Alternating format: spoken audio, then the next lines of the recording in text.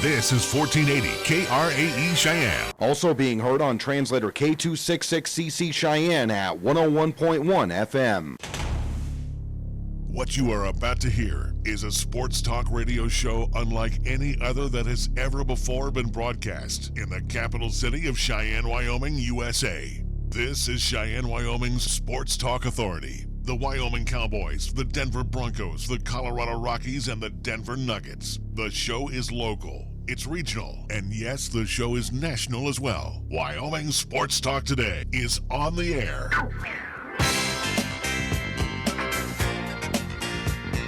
If they're talking sports on the radio in Cheyenne, this is the place it happens. This is Wyoming Sports Talk Today.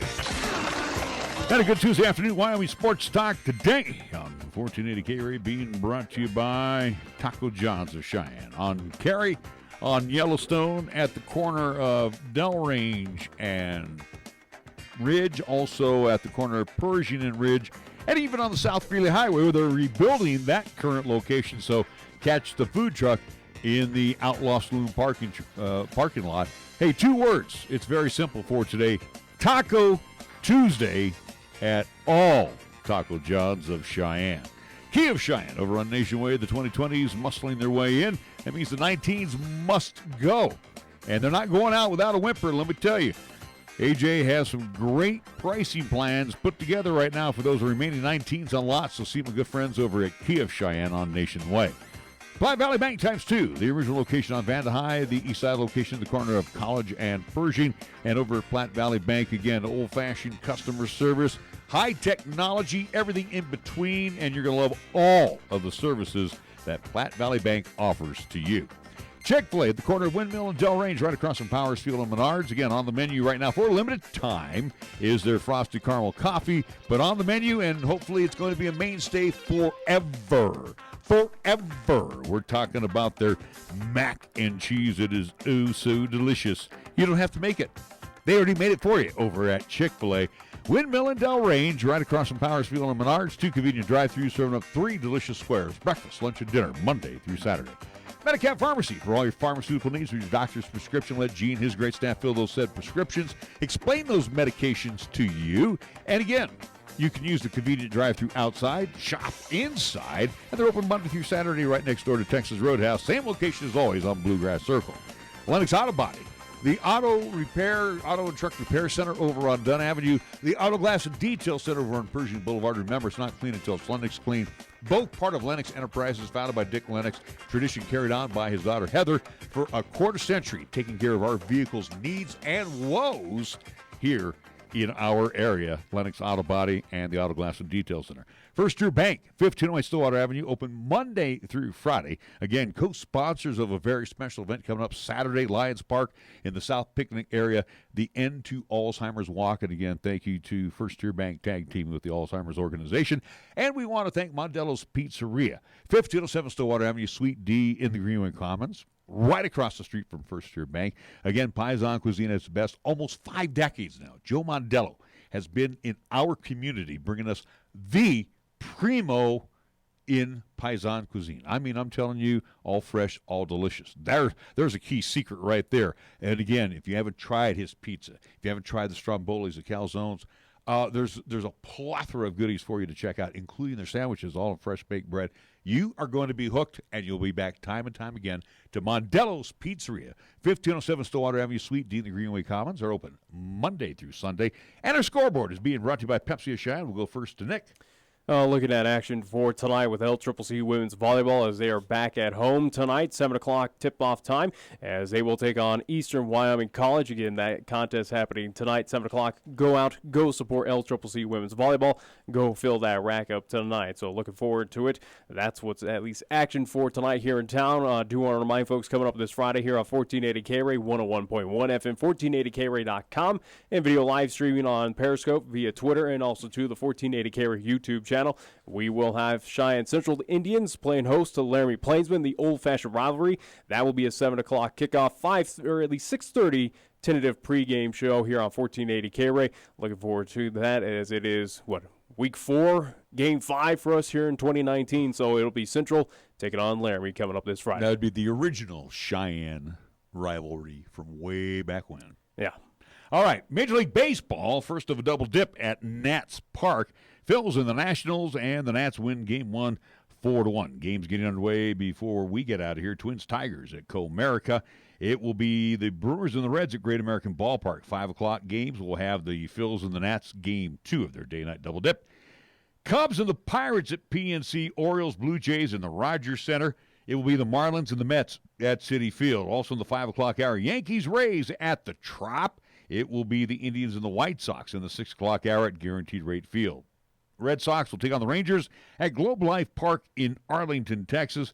Braves and the Royals at Kauffman Stadium, where Ned Yost has announced his retirement at the end of the season as skipper of the Kansas City Royals.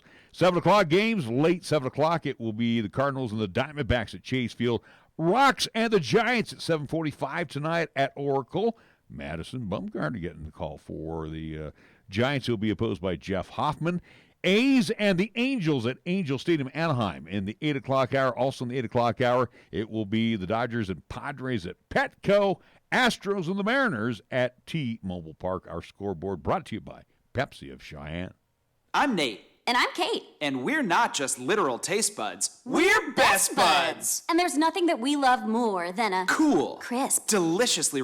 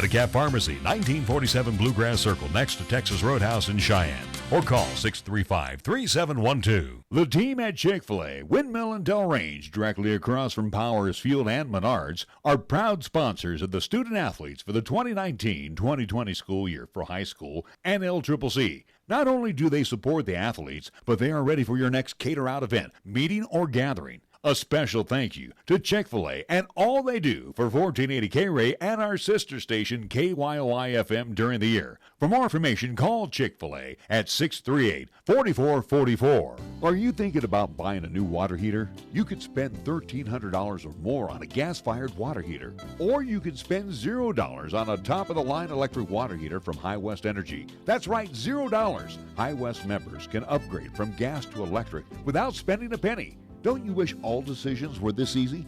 Go to highwestenergy.com to learn more or call 307-245-3261. High West Energy, the best choice, the local choice, the right choice for you. Here's the latest weather forecast on 1480 KRAE.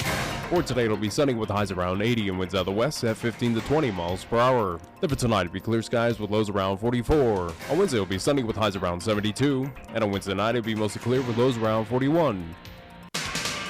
Fat, lazy, and stupid is no way to conduct a sports talk radio show.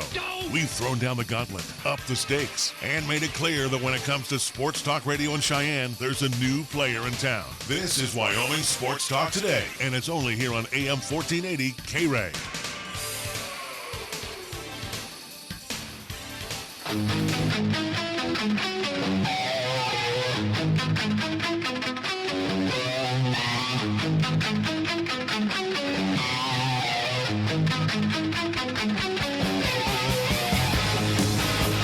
Hey, good afternoon. Welcome to Wyoming Sports Talk today. I'm Larry Prawati. He across the way, one Nick Prawati. And we go right to the phones as we get a chance to talk with Jackson Moore.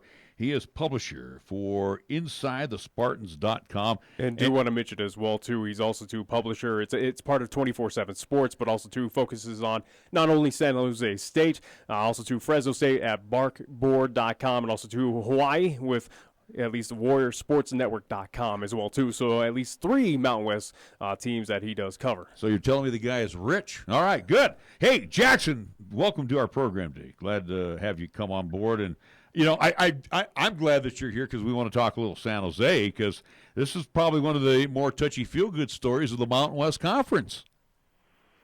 Yeah, I mean, if you would have told me they were going to go to Arkansas and win that game, I would have never believed it. It's been a long, hard, difficult few years for the San Jose State Spartans, and that was really, I mean, I was there in Spartan Stadium and they beat Northern Colorado, and that felt like a good feel story because they hadn't won a season opener in quite some time, first time under Coach Brennan. So to go all the way to Arkansas and win was just a whole new level for them and makes them, I think, feel pretty confident going into conference play. How about this? They're above the Mendoza line. They're 2-1. That's even more impressive here for the preseason. Yeah, and they've got some winnable games as well coming up. So, I mean, there's a chance they could stay above there for a little while, too.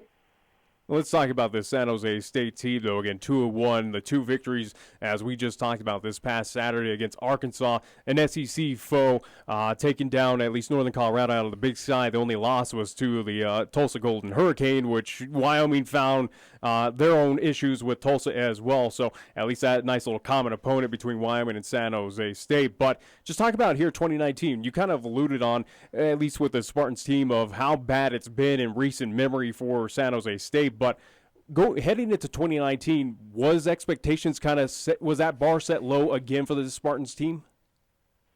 It was, but they thought the schedule was going to be a little more manageable. Coach Brennan's been stuck with some tough schedules last year.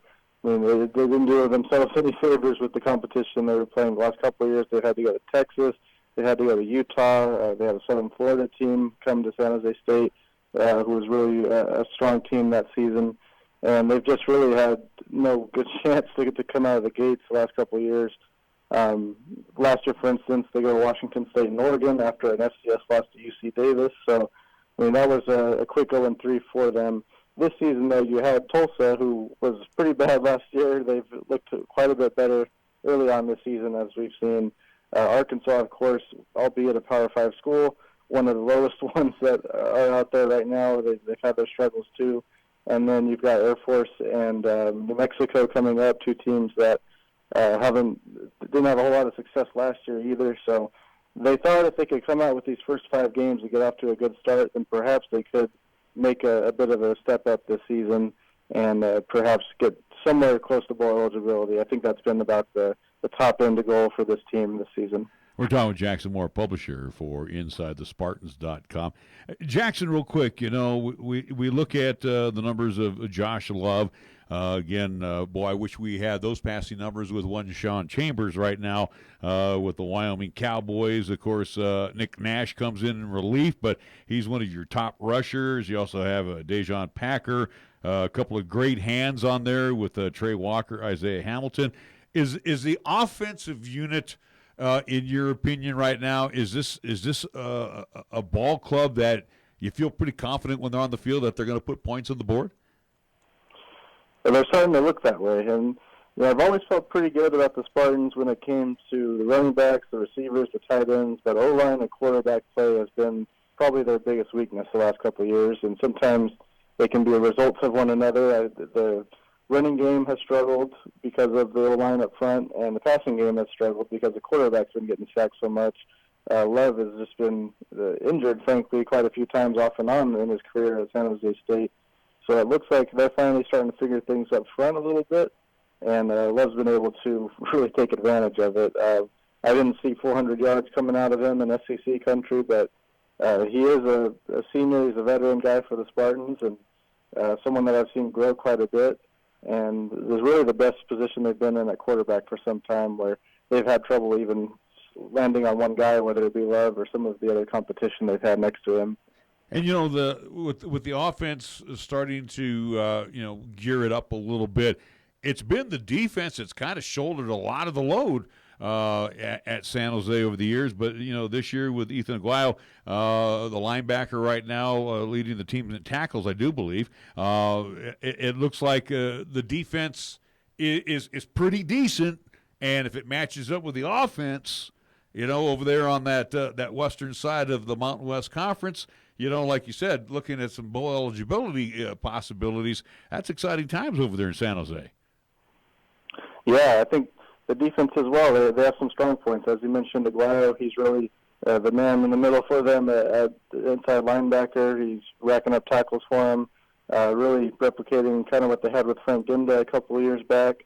Nehemiah Shelton, who was responsible for one of those interceptions, one of the 5 at Arkansas, he's been one I've been really excited about. He's a big 6'3" almost corner, I believe, and a guy they redshirted out of junior college last year, but he's really excelling. Bobby Brown got 2 of those picks again at Arkansas. He's kind of their nickel defensive back, safety kind of hybrid guy, and if they play a spread offense, he seems to really have a good chance to contribute as well.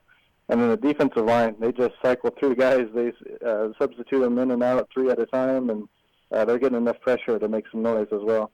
Going back to this Saturday's game with San Jose State taking down Arkansas again on the road in Fayetteville, 31-24. As you talk about, Arkansas a little down and out in the SEC, but still a quality win, though, for San Jose State, taking down that Power 5 opponent, kind of like what we saw with Wyoming taking down at home against Mizzou, at least earlier this season. But that Arkansas win, getting an SEC foe on the road for San Jose State, again, Spartans team here in the Mountain West that's kind of been of a joke and a laughingstock where they've had their troubles in the past couple of seasons. But where does this win rank for San Jose State all time?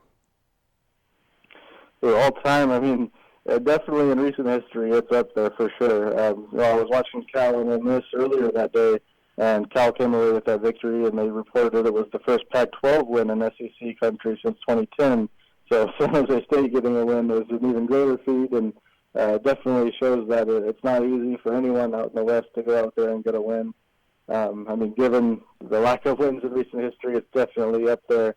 Definitely the top win in Coach Brennan's time, and probably since at least 2013 when the Spartans knocked off an undefeated Fresno State team that was on the cusp of one of those New Year's Six Bowls. That's probably the high point for the Spartans since that game. As we look forward to San Jose State, at least looking at the future of their schedule upcoming this week, they'll be at Air Force taking on the Falcons, who right now, as it looks, 19.5-point favorite down in Colorado Springs.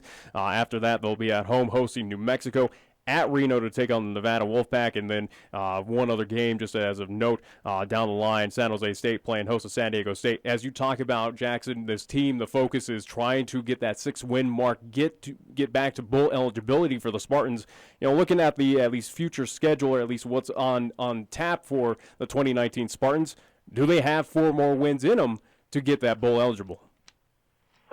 Yeah, it gets tougher, definitely towards the second half of the season. Air Force was thought to be one that they might be more winnable compared to some of the rest on the schedule, and so to go in as 19-point underdogs even after a big win was a little bit disheartening. I think fans have been a little bit surprised by that number just because of the momentum coming off of the win in SEC territory. But, I mean, you look down the road, Nevada's a team the Spartans have had a lot of struggles with in the last few years, about the last decade or so. San Diego State, they have to go to Army, Boise State, Fresno State, Hawaii. I mean, those are all teams that they probably weren't expected to win going into the season. So at UNLV is probably the most attainable game in the second half of the season. So if they can get at least one of these 2 against Air Force in New Mexico, then maybe they can surprise a few teams along the way. But they definitely need to come out of that New Mexico game at least 3-2. I'm looking at the schedule here, Jackson, and I'm seeing, Air Force and the University of New Mexico, and then they're at the Wolfpack in Reno, and then they get San Diego State. I mean, realistically, if the Spartans are for real this year and they don't have that hangover, I mean, I'm looking at a 2-2 split here over the next month.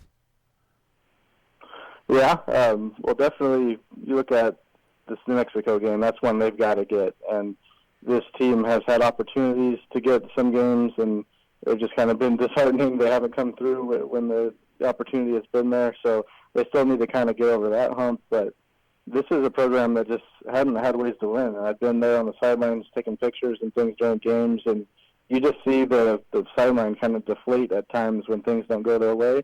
And this year they seem to have that buy-in where they don't quite crumble. There was even times in that Northern Colorado game that could have happened. At Arkansas, it certainly could have happened. But now you've got a few games coming up. At Nevada and San Diego State at home, those are teams that they should be able to compete against in theory, but two programs that they've really had their struggles against in the past. But I'm not sold. I'm not sold on the Wolfpack, though. I mean, every time I want to buy into them, they let me down. So I'm thinking this could be the time that you catch the Wolfpack, even in Reno. Yeah, and they're going to be hopeful. I believe Nevada's won 14 out of the last 16 against San Jose State, if I've got that right. And there's been some decent Spartan teams in that stretch. So that's just a program where Spartan fans are going to be a little down on themselves going into that game. But on paper, they should certainly compete and potentially win that one. And you'd think the distance isn't very far for the Spartans. It should be an easy road trip, but something about that game has been tough for them. Before we head to the break here, and we'll chat about Fresno along with Hawaii, as we look towards the Friday night contest against the Air Force at the Academy. And again, there's nothing like going to one of these service academies to catch a football game. But, I mean, this team hasn't really been thumped. I mean, if you want to call the loss to Tulsa being thumped, but it just doesn't look promising. This Air Force team looked like a pretty doggone good outfit. Even at Boise, they weren't too bad. Yeah, and I think that's been kind of the surprise from San Jose State's end. I believe that Air Force team only won 5 games last season, so it was thought the Spartans could get some momentum rolling, just exactly how they have, that they could compete in that game. But it's not looking like a good matchup right now. They did play Army last season, and it was a total blowout loss. It came out of there about 50 points behind the Black Knights. So that option offense you're referring to, might not be a good matchup for San Jose State. And as I mentioned, the offensive line has been the biggest issue as of late, but the run defense was what held them back in years prior, and you still see some of that lingering when they play these kind of option teams. Again, Army was just they got rolled over last season, so schematically it looks like a tough one. All right, Jackson, we're going to pick your brain on the Bulldogs along with the Rainbows, but got to pay some bills here. Hey, if I don't pay the bills, I'm out of business. So we're going to be back here in a couple of minutes, so hang on, and we'll talk again with Jackson Moore. He is publisher for InsideTheSpartans.com. Nick will also read the rest of the resume when we come back after these words. First Tier Bank is proud to team up again with the Wyoming chapter of the Alzheimer's Association. You're invited to join and participate in the Alzheimer's Association.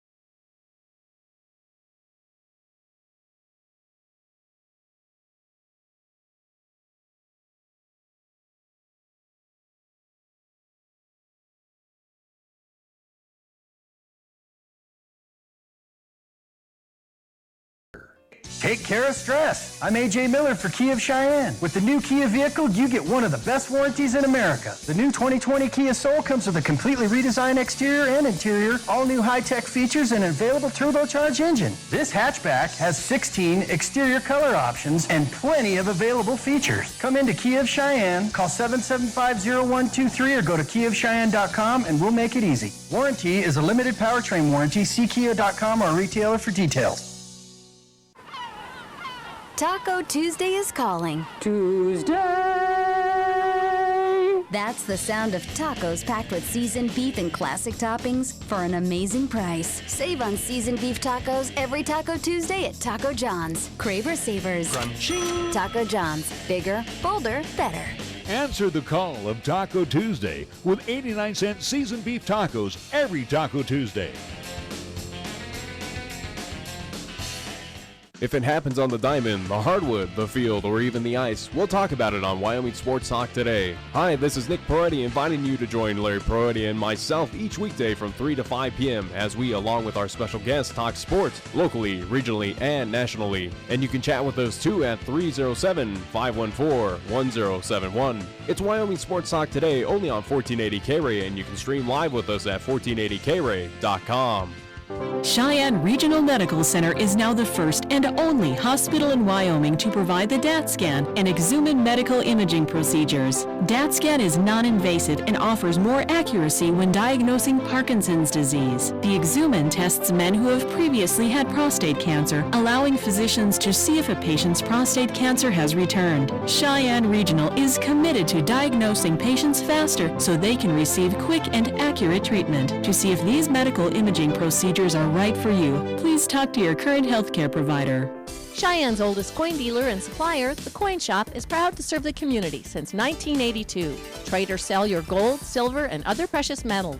Visit with David and the knowledgeable staff for a fair and honest assessment of your valuables. Located at 510 West Lincoln Way. Call them today at 778-7196 to schedule your personal consultation. We're taking Cheyenne, Wyoming Sports Talk Radio to a whole new level. This is Wyoming Sports Talk Today. Don't look at me. I think these people are completely nuts. Stop this crazy thing! And it's only here on AM 1480 KRAE.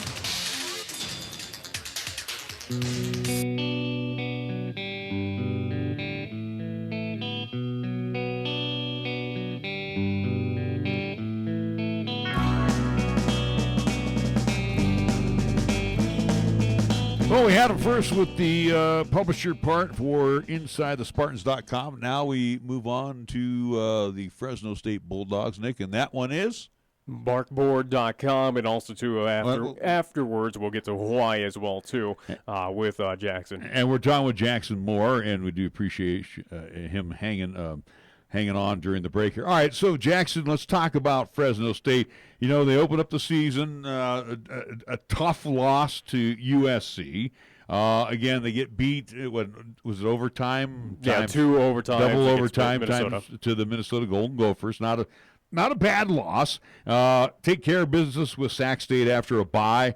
They'll get the Aggies, and then they'll draw another bye. So, a couple of tough ones to kick things off, a couple of easy ones as they work their way into conference play.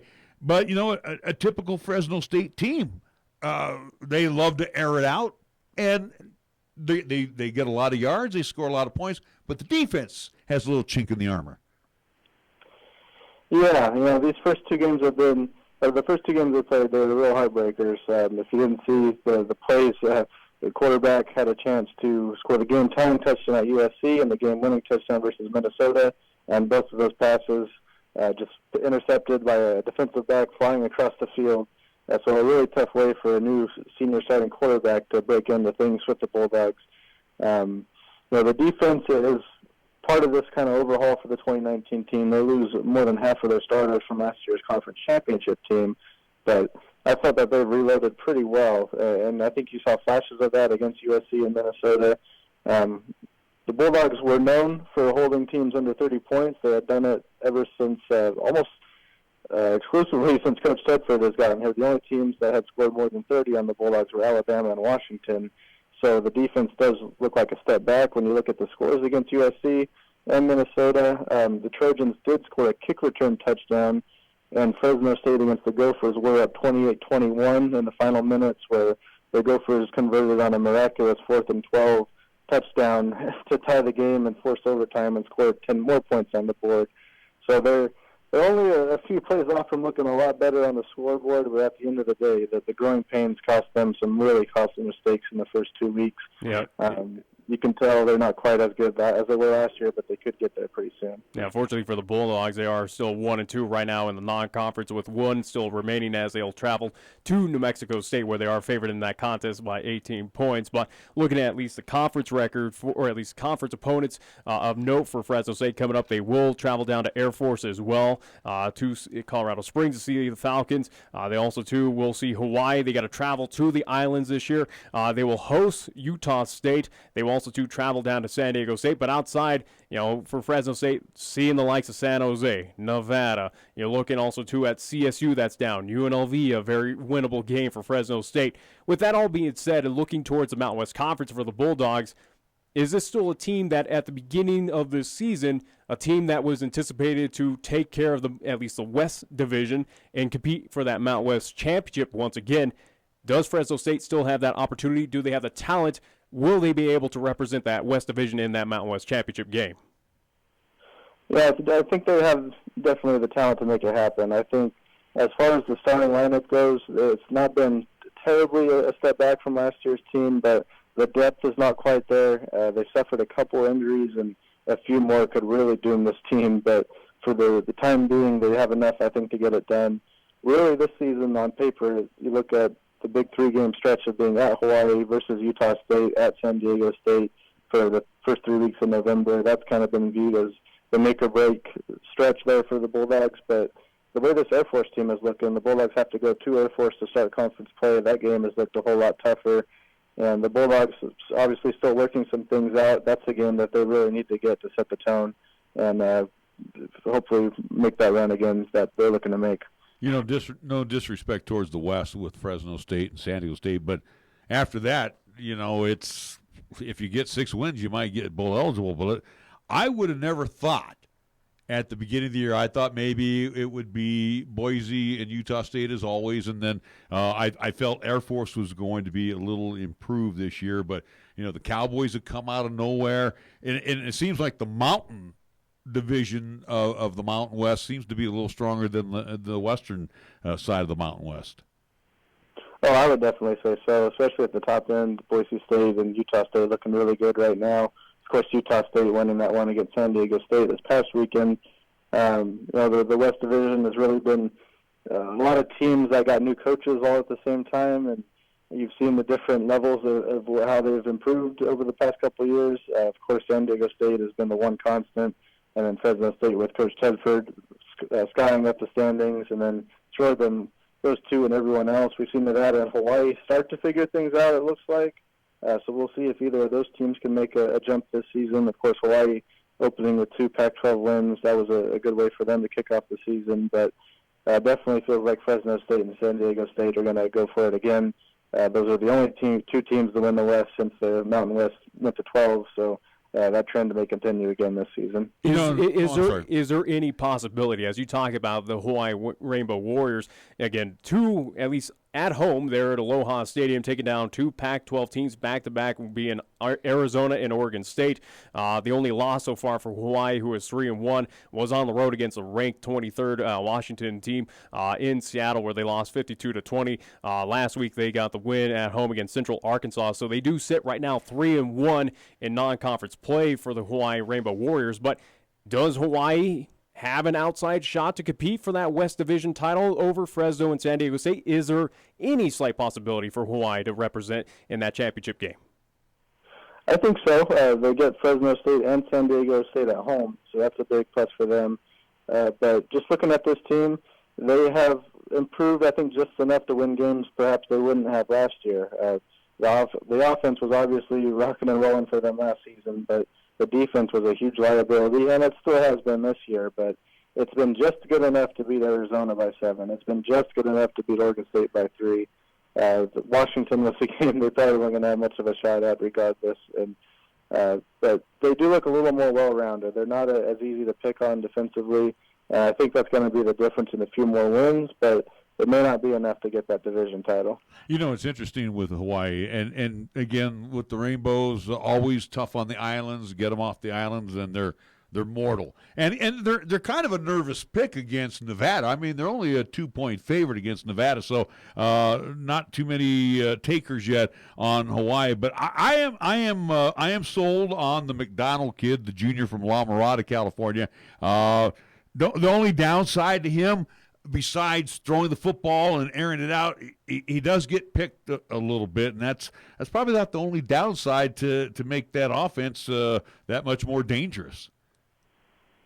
Yeah, that's been a little bit surprising because last year he only threw 10 interceptions. He was 36 touchdowns to 10 picks, so it's been odd that it's looked that way for him this season.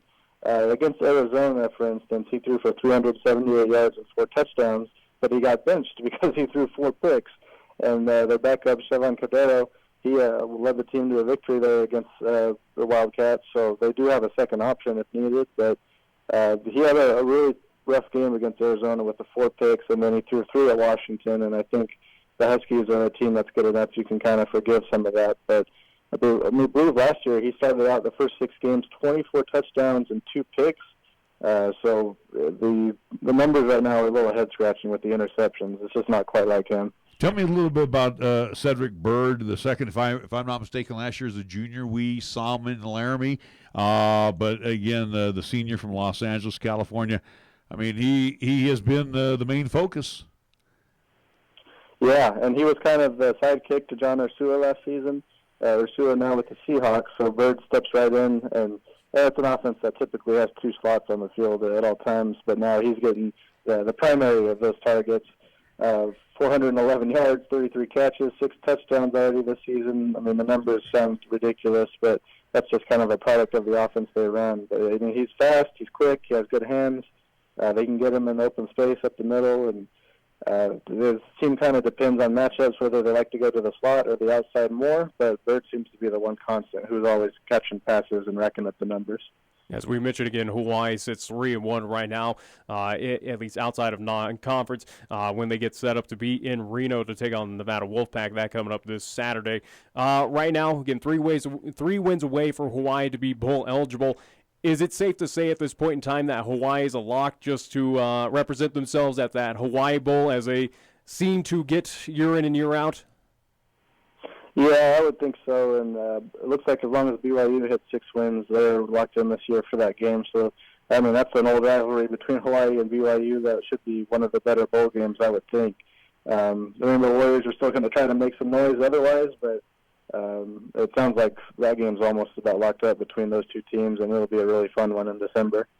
You know, a final thought from me, Jackson, and in advance, I want to say thank you on behalf of my son and myself for joining us because it's very insightful. But I look at the Mountain West Conference, and it's been maligned over the years. If it wasn't for Boise State and maybe you throw in San Diego once in a while and Fresno, the conference is you know. But this year, some very significant wins by the Mountain West. And unfortunately, we kind of have to throw our eggs in the basket of Boise State to run the table to possibly get that big golden bowl for the Mountain West all to, get some cash out of that. But my point is, this is a very significant year for the Mountain West that they are showing the Power 5 schools, the big boys, maybe raising some eyebrows in the NCAA offices that, hey, the Mountain West is a for-real conference, and we're not to be messed with.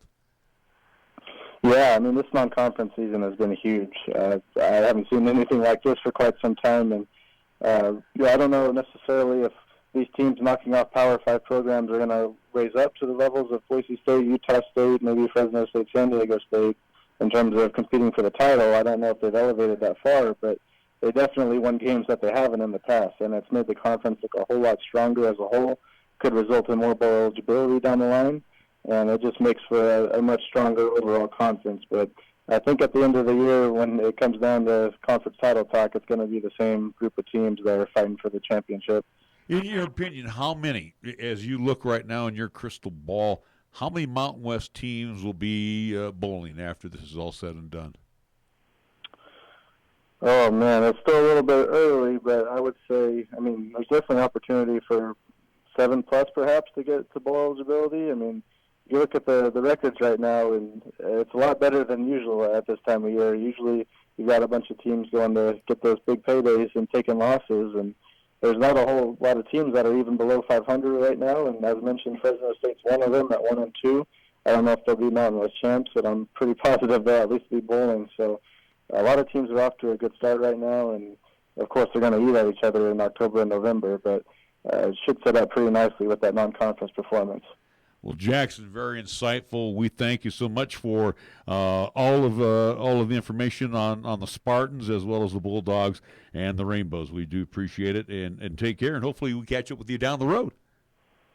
Absolutely. Again, thank you very much for having me. Jackson Moore joining us as, again, he's got quite the resume right now. Nick, I will go with one that you wrote down for me, publisher for InsideTheSpartans.com, along with? Also to barkboard.com, that's for Fresno State, and also for Hawaii, the Rainbow Warriors, WarriorSportsNetwork.com. So publisher for those 3 Mountain West schools. We'll even give in for a 4th one as well, because, again, he's in that centralized, at least California area. He also focuses on the Cal Golden Bears, BearTerritory.net. Yeah, and the Bears with that big win over the weekend, too. Yeah. I mean, I wouldn't have penciled that in as a win, that's for sure. All right, we got to take a timeout. Now, here's what we got coming up on the program. We're going to talk with a good friend of ours, Mike LePore, Cheyenne Central golf, the head coach at Cheyenne Central. State did wrap up this past weekend. That's so right. We'll talk both men's and women's golf at Cheyenne Central. At least for this time around, we will have East representation coming up later on in the week. With Paul Hardigan, again, we will recap what happened up at State for Cheyenne Central coming up at least in the 4 o'clock hour. We also have tickets to give away. Yep. 2 more tickets. Again, our winner from yesterday, Cody was his name, if I'm not mistaken. Cody Lips. Cody Lips. Yeah. He came by and picked up his tickets this morning. So we got a pair of tickets to the Cowboys UNLV Saturday evening contest, 6 p.m. at the War. So we'll be giving those away. And also, after the break, we are going to check in on the press conference with Denver Broncos 0-3 head coach Vic Fangio after these words right here in 1480 KRAE. When you say Mondello Pizzeria, think authentic Italian. When you say Mondello Pizzeria, think made fresh from scratch.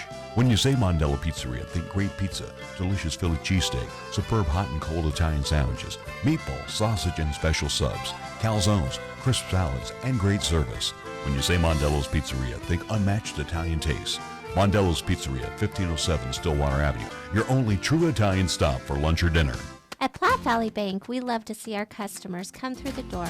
Well, we know life can be busy and you don't always have time to come to the bank. That's why we offer user-friendly online and mobile banking products with features such as bill pay, recurring transfers, mobile deposit, and now digital wallet. At Platte Valley Bank, you can manage your money how you want, when you want. Whether you prefer to bank in person, over the phone, or online, Platte Valley Bank makes it easy to take care of your finances. Platte Valley Bank, member FDIC. Check out the huge savings this week at Town & Country Supermarket Liquors. Here are just a few of the terrific weekly specials. Our Super Radio buys heard only right here features Sailor Jerry Spiced Rum, 1.75-liter bottle, $20.49. Crown Royal Original Apple, Maple, or Vanilla, 750 milliliter bottle, $16.49. And Michelob Ultra, 24-pack, 12-ounce cans, $24.29. Town & Country Supermarket Liquors on the South Greeley Highway, Cheyenne's low-price leader. Are you looking for a pharmacist who will actually take the time to talk to you? Then come to Medigap Pharmacy. We're dedicated to healthcare only, which means we'll fill your prescription quickly, and then we'll make time to listen, answer your questions, explain your prescriptions, and tell you about possible drug interactions. Medigap Pharmacy, we'll always make time for you. Medigap Pharmacy, 1947 Bluegrass Circle, next to Texas Roadhouse in Cheyenne. Or call 635-3712. Did you know that in rural areas of Laramie County, electricity is reliable and affordable because of High West Energy? Based in Pine Bluffs, High West Energy is an electric co-op owned by the 10,000 customers we serve, and that includes F.U. Warren Air Force Base and 20 subdivisions around Cheyenne. For more than 75 years, High West has been proud to play a part in the steady growth and economic development of this region, while also contributing to local nonprofits, charities, and civic organizations.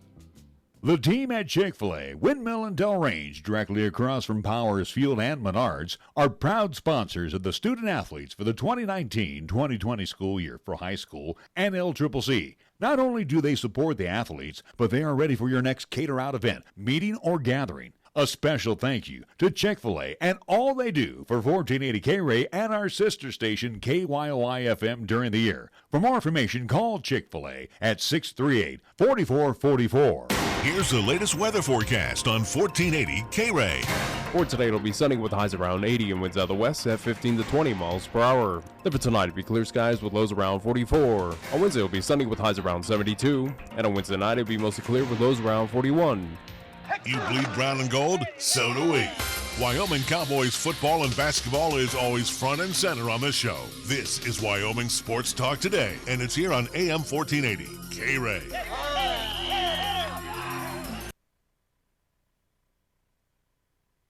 Coach, when your star wide receiver Emmanuel Sanders says that this team is in a world of suck, what is your response to that? He was just repeating what I had said in the locker room after the game. So, and that's, I told him, I said, we're going to have to deal with everybody thinking we suck. And, and all of us, not just players, coaches, everybody, the whole organization. And we need to deal with that. And so he was basically just repeating what I had said. How do you deal with that? You just have a strong upper lip, look at the positives, realize what the negatives are, do your best to correct those negatives, and know who you are as a person, as a team, and as a player and as a coach. We've all had some success at different degrees throughout our careers, even the players, the young ones, us as coaches, and we've got to just stick to it, get through the hard times. What's a moment of adversity that you coached through? Say it again. A moment of adversity in your coaching career that you've been in that you've gotten through with that attitude. There's been several. I can't, think of one offhand, really. But, anytime you've been in this league 30-some years, it's not all a bed of roses. And you just fight through it. The easiest thing to do is to just make wholesale changes, whether it be personnel, scheme, this, that, or the other thing. There's the old saying, if you keep doing the same thing and expect different results, that's not very smart. But there's also a saying, too, change for just change's sake isn't very smart either. So we've got to operate that fine line as a staff and realize what we're doing, is the mistakes we're making correctable, and then make a good, intelligent decision. Do you believe you have the players you need to win, or do you believe the Broncos are essentially in the rebuilding stage? No, we've got the players here to win. I believe in these players. I enjoy being around them every day. They're a bunch of good guys. They're trying their butts off. We just have to play a little bit better. And along with that, we have to coach better. If we're breaking down fundamentally in certain areas at critical times, that's an indictment on us as coaches too, not just the players. Through 3 weeks, are there things in particular that lead you to believe you can turn things around here? Yeah, and when you say turn around, I'm just looking to get to this game. I'm not looking at the entire season. We just got to figure out a way to go out and play our best, cleanest game this week. And yes, I do think we can. After 3 losses, do you have to worry about guys pointing fingers or kind of the locker room and tensions and everything like that? Well, I think, that's the landscape of the NFL. You guys help perpetuate that too. And for us to just have our head in the sand and know that that may not happen would be bad on our part. So we have to talk about it. But I think we have the right kind of guys in here. And I think after we talk about it, I think everybody will move forward with the right frame of mind. On some of Flacco's sacks, he had it for over 4 seconds yesterday. Do you want him to throw it away, or was he waiting for something to get open that didn't happen? Well, everyone's a little different. Obviously on the early downs, meaning first and second down, throwing away would be advantageous, as long as you're throwing it away and it's an incompletion.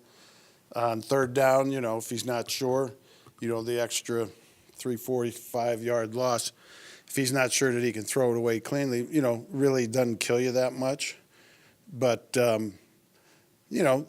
we've had a fair amount of sacks, but I don't think it's indicative of the way our O-line has been playing.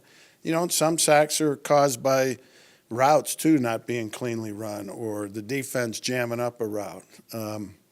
So each and every one has its own story. But overall, I think the offensive line, has not been perfect, but has done a pretty decent job. Garrett in particular, how did you see him respond? Good. He didn't get called for any holding penalties, which I know you were all waiting for. And it seemed, there wasn't many called in the game. I think there was only one called in the game. They may have gotten that same stat that you gave me last week. Be interesting to see. I'm going to put you in charge of that. How many offensive holding penalties were called this past week in the NFL? To 3, Coach. It went down from 5.6 the first 2 weeks to 3 across the league. That's pretty significant. So, those guys in New York, they're influenced by you guys. So, but he played a cleaner game, to his credit, not just maybe the league told those guys to keep it in a little more. Wolf and Jewel were injured, left the game. Yeah, we don't have a full amount of information on that yet. Those guys are right now getting evaluated.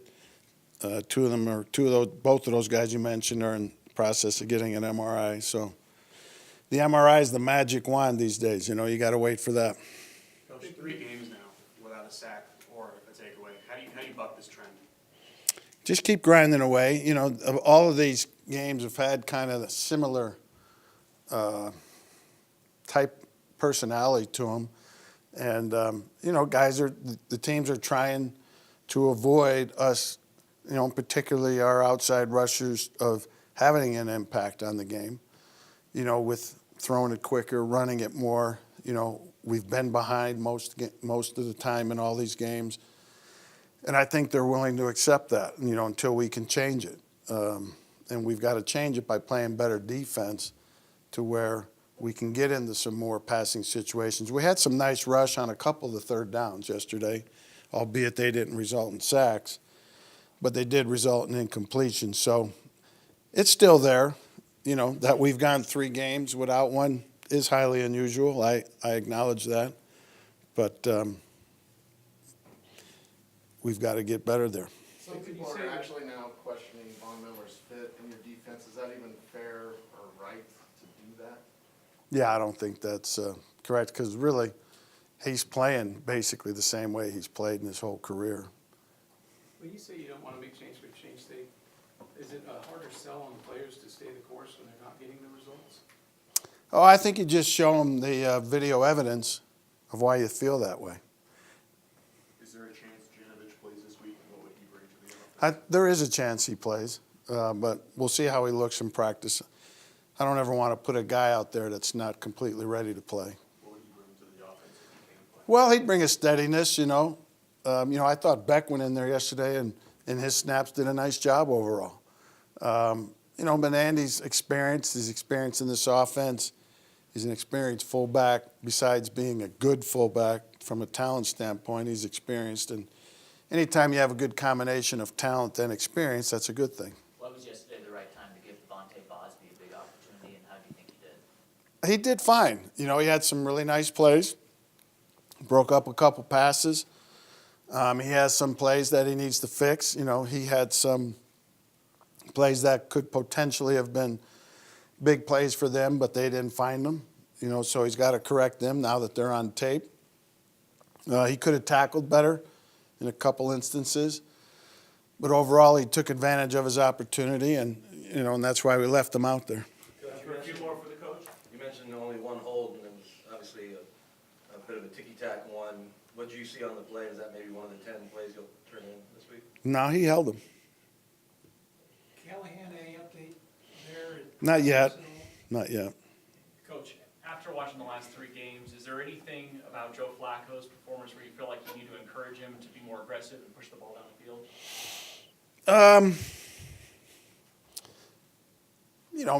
Maybe a little bit, but not a lot. We took a couple shots yesterday. We hit the big one, the Cortland. We had another one that we caught, but it was out of bounds down there on their sideline. We had some more called, but it didn't develop, based upon what they were doing defensively. So, probably, but, we have been to a degree too. How did Todd Davis do in his first game back? I thought he did fine, considering the guy really hadn't done much since training camp started. And for him to go in there and play the amount of plays that he played, I think it was very commendable, and hopefully that will set him up to play even better moving forward. Last one, when you were brought in, for warranted reasons, you were labeled a defensive guru. And I think people expected great defensive play right off the bat. Can you explain why it's hard when you're installing a new scheme, new coaches, some new players, why it's hard to get those results right away? Well, it doesn't have to be hard. In this case, it has been. But I don't think we've played terrible, but we haven't played good enough to win. You know, and I know some of our stats may be okay when you look at them, but you know, we've got to get more stops. Obviously, the takeaways are a big thing that we're not getting, which would help our offense. I know I'm not really answering your question, but it doesn't have to be. We expect more, as the players expect more, and we expect more as the coaches. Thank you very much, Coach. Okay. Cheyenne. With the new Kia vehicle, you get one of the best warranties in America. The new 2020 Kia Sportage comes with a 10-year, 100,000-mile warranty. With the 2020 Kia Sportage, you get a new updated exterior, plenty of standard technology, driver-assisted features, and 2 available engines with available all-wheel drive. Come into Kia of Cheyenne. Call 775-0123 or go to kiaofcheyenne.com and we'll make it easy. Warranty is a limited powertrain warranty. See kia.com or a retailer for details. Your locally owned and operated radio stations, KYOI FM and 1480 KRAE AM, are just that, local, serving Cheyenne and Laramie County, where your advertising dollar stays local too. It doesn't end up in Colorado, Oklahoma, New Hampshire, or even New York. We conduct business here, we shop here, and we live here. And we support our entire community 24/7, 365. Just because it has a window dressing doesn't mean it isn't a facade. A reminder from KYOI and 1480 KRAE. First Tier Bank is proud to team up again with the Wyoming chapter of the Alzheimer's Association. You're invited to join and participate in the Alzheimer's Association Walk to End Alzheimer event on Saturday, September 28th. Registration begins at 10:30 in the morning at Lions Park at the South Picnic Shelter. For more information, contact Janet Lewis at 307-287-6569 or go online to alz.org/walk to learn more. We'll see you Saturday, September 28th at Lions Park for the Walk to End Alzheimer's, brought to you by the Wyoming chapter of the Alzheimer's Association and First Tier Bank, member FDIC, and an equal housing lender. Cheyenne's oldest coin dealer and supplier, The Coin Shop, is proud to serve the community since 1982. Trade or sell your gold, silver, and other precious metals. Visit with David and the knowledgeable staff for a fair and honest assessment of your valuables. Located at 510 West Lincoln Way. Call them today at 778-7196 to schedule your personal consultation. This is 1480 KRAE Cheyenne. What you are about to hear is a sports talk radio show unlike any other that has ever before been broadcast in the capital city of Cheyenne, Wyoming, USA. This is Cheyenne, Wyoming's Sports Talk Authority. The Wyoming Cowboys, the Denver Broncos, the Colorado Rockies, and the Denver Nuggets. The show is local, it's regional, and yes, the show is national as well. Wyoming Sports Talk Today is on the air.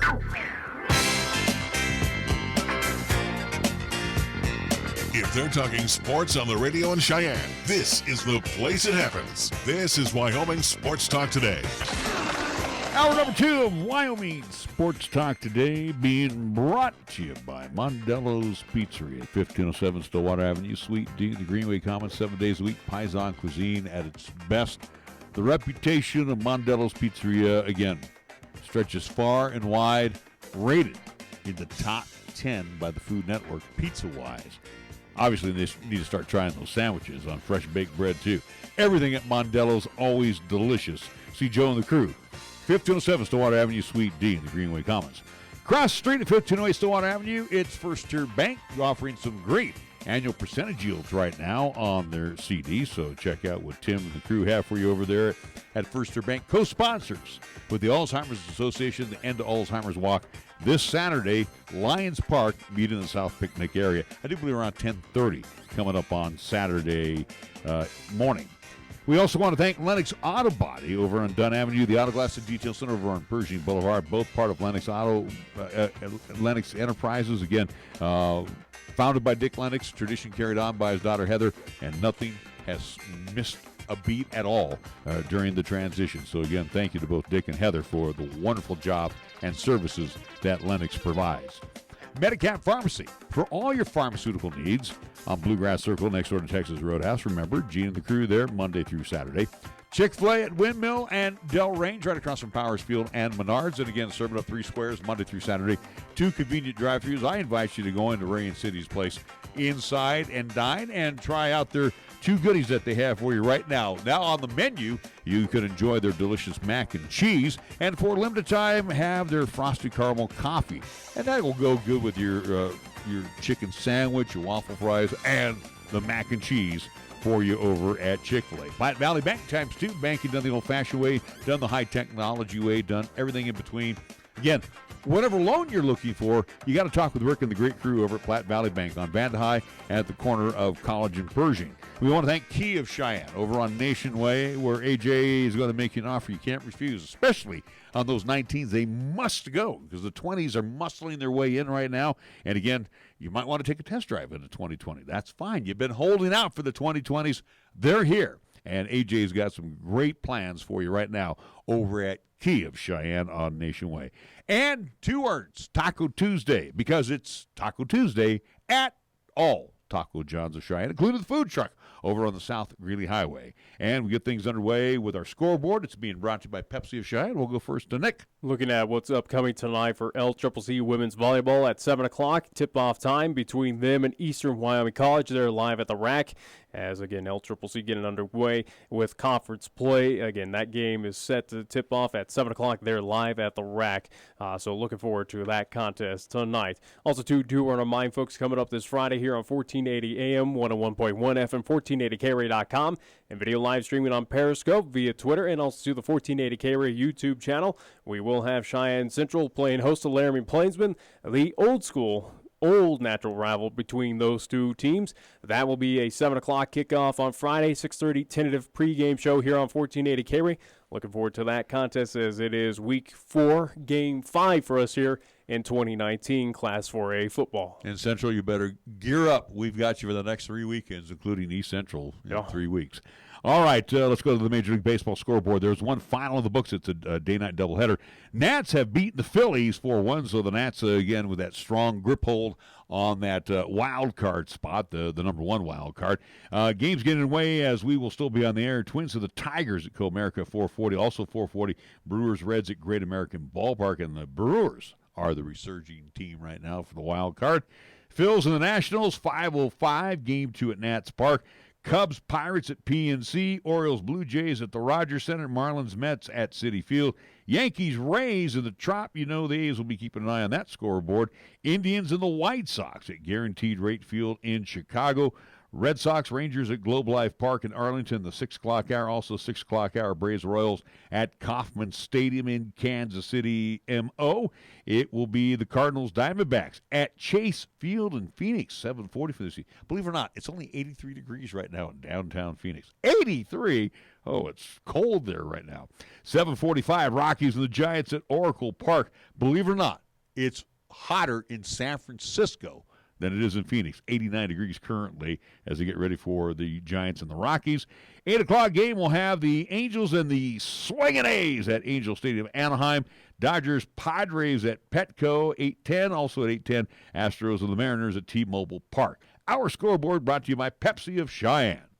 Alright, if you're a gamer, you know the world of gaming is full of amazing gear. Portable cannons, flying tanks, oh, like that one, mythic artifacts. But the most advanced tool in gaming today isn't even in the game. It's right in your hand. Mountain Dew Amp Game Fuel.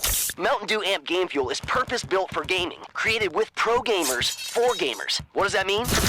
It means it's formulated with ingredients that have been shown to improve accuracy, whoa, and alertness. And Mountain Dew Amp Game Fuel tastes great too. Mountain Dew Amp Game Fuel even comes in a special can with a uniquely textured grip, so it's easy to refuel between respawns. The ones you're furiously trying to avoid? Hey, there we go. So next time you log online, gear up. Get the drink designed for gaming. Mountain Dew Amp Game Fuel. Victory in a can. Hi, This is Dr. Ruby Zubrod with Brandt Audiology and Tinnitus, reminding you to hear the sounds of nature.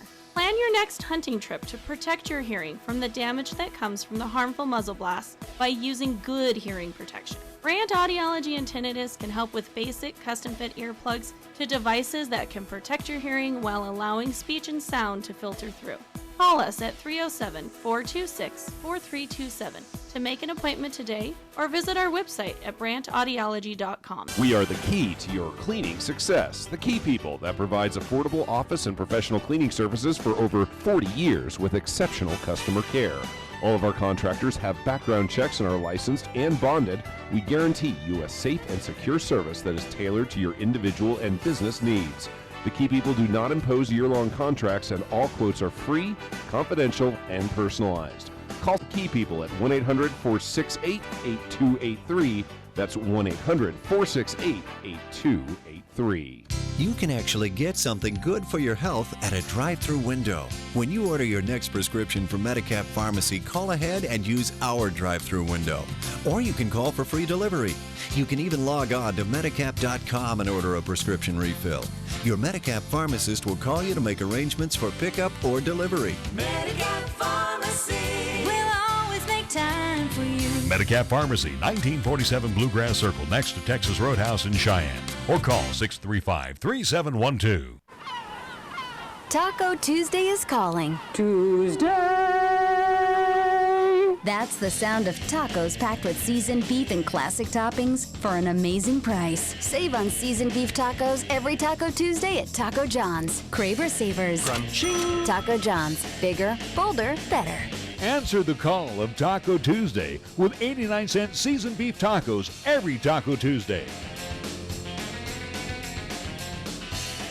For almost 60 years, 1480 KRAE has been Cheyenne's home for good times and great oldies. Add to that live play-by-play sports featuring high school football and basketball, along with LCCC men's and women's basketball. Now combo that with KYOY-FM and you have Cheyenne and the area's only locally owned AM and FM radio stations. But we don't stop there. We also have 2 FM translators which serve the area with programming from both KRAE and KYOY. And that equals a lot of bang for your advertising dollar. Radio yesterday and now today, along with our websites, web streams, and digital ventures makes us your one-stop shop. For more information, please call Larry Proetti at 307-637-0301. Here's the latest weather forecast on 1480 KRAE. For today, it'll be sunny with highs around 80 and winds out of the west at 15 to 20 miles per hour. Then for tonight, it'll be clear skies with lows around 44. On Wednesday, it'll be sunny with highs around 72. And on Wednesday night, it'll be mostly clear with lows around 41. Got something to say? Then get it off your chest right now. Phone lines are open at 307-514-1071. Make your opinion count and call the show. Wyoming Sports Talk today.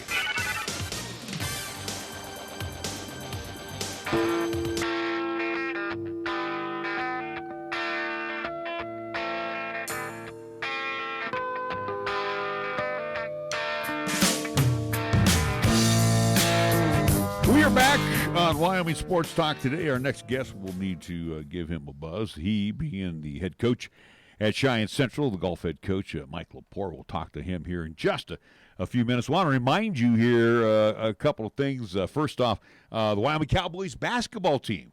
Yes, because you were mentioning to me, Nick, about with the Avalanche getting ready, and of course last week we talked Colorado Eagles, where they will begin this weekend. Cowboy Cagers will be opening their practice coming up this Tuesday. And again, too, the Wyoming Cowboys will entertain on the football side UNLV this Saturday.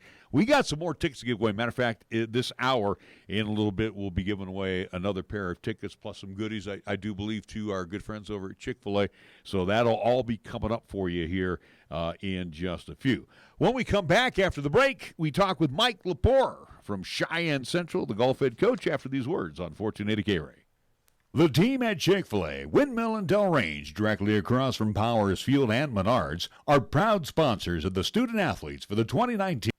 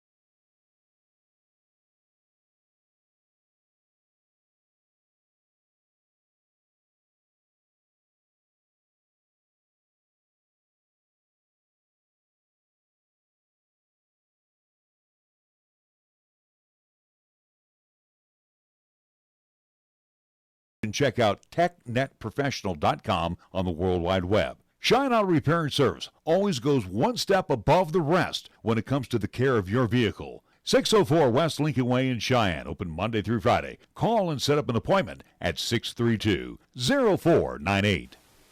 Capital Lumber is lumber one in Cheyenne. Are you listening? We're all the lumber store you'll ever need. For electrical, plumbing, paint, and tools, lumber and hardware, we're for you. And we're out to earn your business, yes indeed. Capital Lumber is lumber one today. Are you listening? Capital Lumber's at your service all the way. Capital Lumber Company, serving our area for over 53 years at 1222 Dunn Avenue in Cheyenne. Here the season never ends. From Wyoming sports to the Broncos in Denver. From Rockies baseball to talking hoops with Nuggets basketball. Local, regional, and national. This is Wyoming Sports Talk Today, right here on AM 1480 KRAE.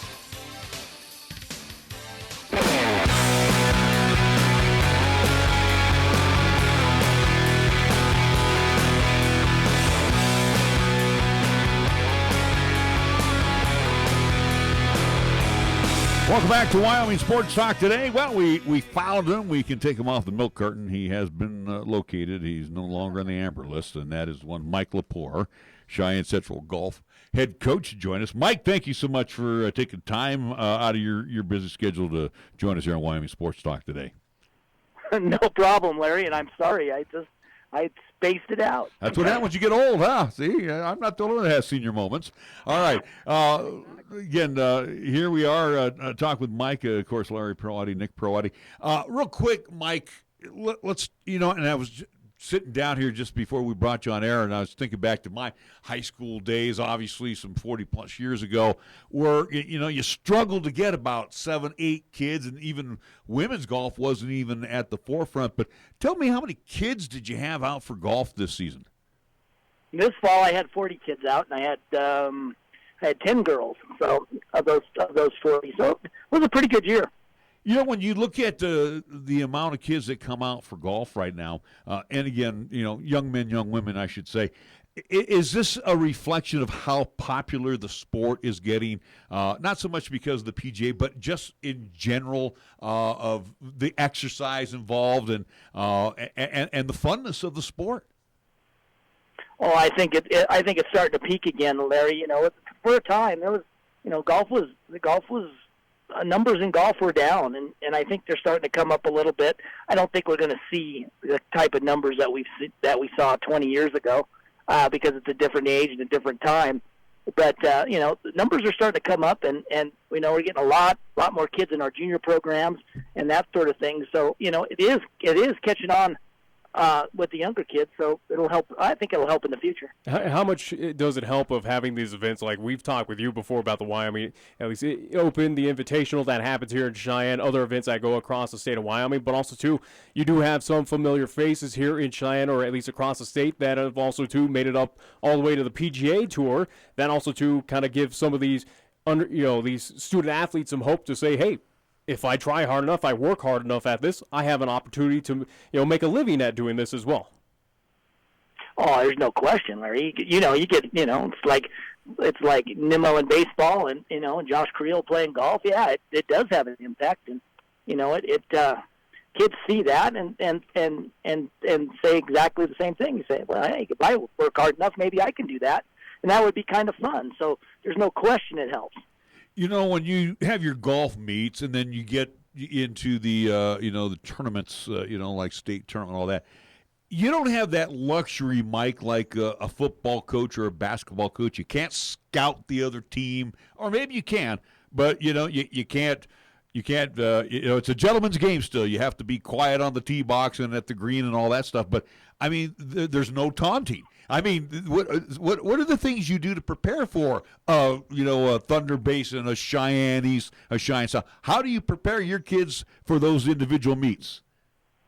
You don't prepare in terms of teams, Larry. You prepare the individuals. We work on swings, we work on chipping and putting, we work long game, short game, Some course management type stuff, and try to make the individual better so that the team gets better. Because golf is made up of 5 individuals that count 4 scores, and unlike football or basketball where the team intermeshes to make baskets or to run plays, that sort of thing. In golf, it's the individual that makes the team. So the individual, we got to work on the individual to get better, and that's what we try to do. Well, before we get into at least the state tournament that just happened this past weekend up in Gillette, Wyoming, but for Cheyenne Central, Michael, let's talk about what led up, or at least the events that the Central High Indians and Lady Indians competed at here in 2019 to prepare themselves to get to that state, at least golf tournament opportunity. Oh, we play 5 different events before we go to state. We go all around the state. For an example, this year we went to Rock Springs. We went all the way up to Sheridan. We went to Casper. Just to play different golf courses and to see different things and hopefully experience a different shot or two so we can learn something to get ready for that state tournament. That's what we did this year because Gillette's so up and down hills, and down here in the flatlands where it's not so hilly, I tried to take the kids to places like Rock Springs and Sheridan that had a little more hills, and so we could get used to what we would see in Gillette. Let's talk about the golf courses, and again, our courses here in Cheyenne, the airport, as well as the country club. Thanks to all of the ample water that came out of the skies during the May and June months of the year, made the courses really, really nice. But you had a chance to see all of the other courses throughout the Cowboy State when you were with your teams. Tell us about some of the other courses and the shapes that they were in. Oh, every place we played was in pretty good shape. Sheridan had a few problems because they had a few pipes break here and there, and so they had some fairway issues and a little green issues. But most every place else was in great shape, and they were fun to play. The weather, even the weather cooperated until the last day of state. That was kind of a drag, but the weather was pretty good every place else. The nice thing, too, and I'm glad you mentioned weather because we've had a couple instances over at Cheyenne Central during the football season. At least we know when there's lightning and thunder, you are automatically going off the course, right? Oh, yeah, everybody does the same thing. Like in Gillette, they have a warning system, and when that warning system goes off, everybody quits. It's countywide in Gillette. It's kind of a bizarre thing, but yeah, no, we don't screw around with lightning. We don't want anybody turning into dust. Let's talk about your student athletes this year, and again, looking at your roster, you have to be very pleased with the crew that's leaving, but you also have some underclassmen and ladies that are going to be back and swinging the sticks again for you. Yeah, the future's good at Mighty Central High. Ethan Cates had a great year, and he's a senior. He had a great senior year. Came up short at state, finished second. Ben Auer had to sneak in there to get all state as well. Caden Jackson didn't play well, but he's going to help us in the future. Just to mention another name on the boys' side, the girls have come a long ways. The four of the 5 girls that I brought to state, started when I didn't have any girls, and they've come a long way since they were freshmen. And Jennifer Gelati had a great year. Reese Robinson, Emily Lucero, and Mackenzie Wilson.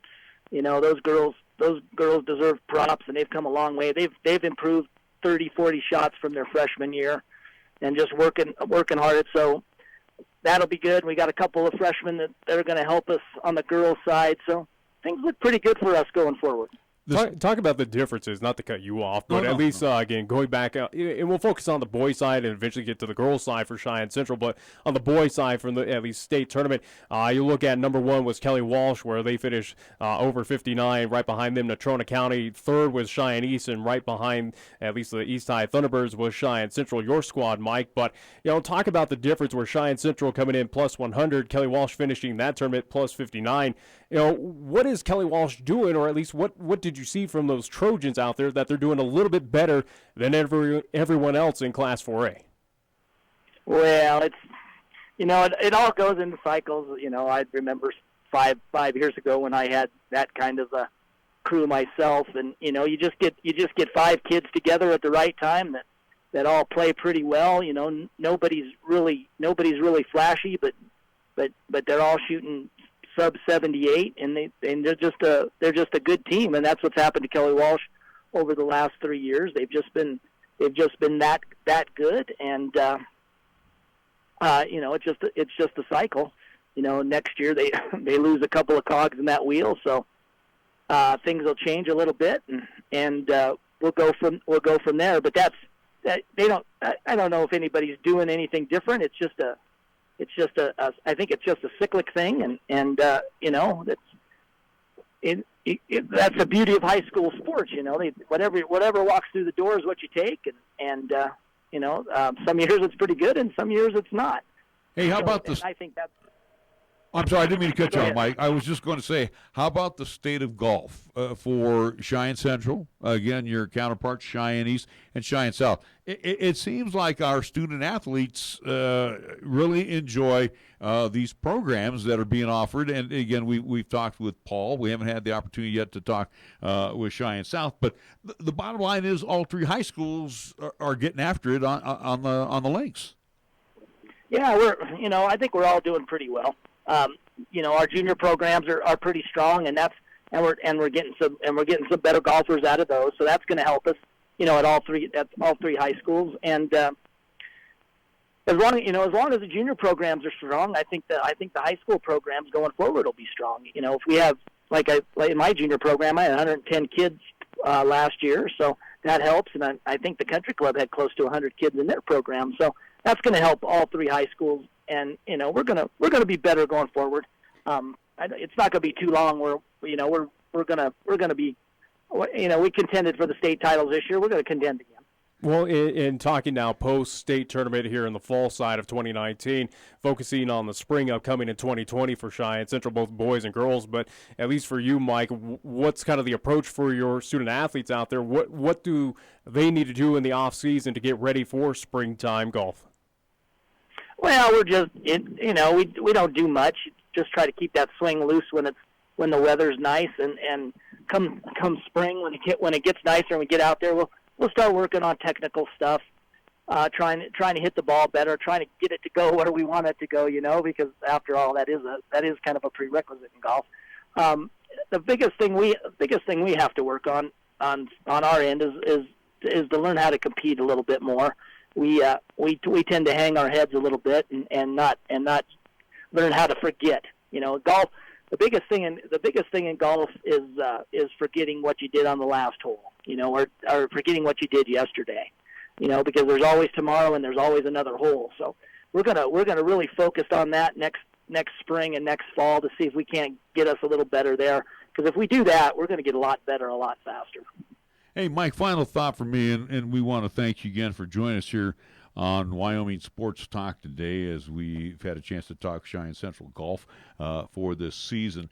You look at all of your golfers that have come through the program with you in your time as head coach and including your golfers right now. What's for a lot of these golfers the next step? A lot of them want to go to college. Scholarships, usually what comes to mind is the University of Wyoming, but D1, D2s, do they usually come knocking on your door saying, hey, we're interested in that golfer to come to and participate in our program? Oh yeah, Larry, I get them from all levels. I get D1s, D2s. I've sent kids to junior colleges.